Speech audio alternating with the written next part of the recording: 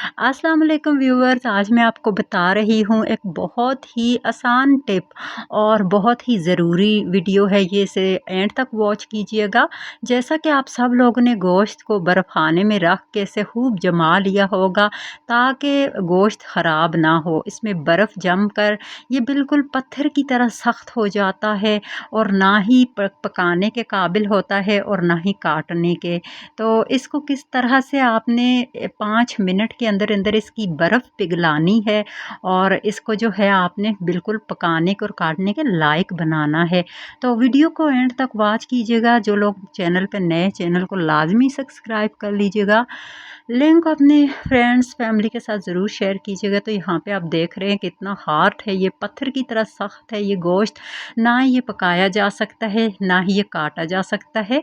तो करना क्या है, आपने एक बर्तन में गोश्त को रखना है, उसमें पानी ऐड करके ऊपर से ढाँप लेना है। तो पानी आपने ठंडा फ्रिज का ऐड बिल्कुल भी नहीं करना क्योंकि इसमें ऑलरेडी बर्फ़ है। पानी आपने गर्म भी नहीं करना है। आजकल जैसा कि गर्मियाँ हैं, पानी वैसे भी नलके में गर्म ही आता है। तो यहाँ पे देखिए, जस्ट पानी ऐड किया, 5 मिनट के अंदर जो है ये गोश्त, ये हड्डी वाला गोश्त है।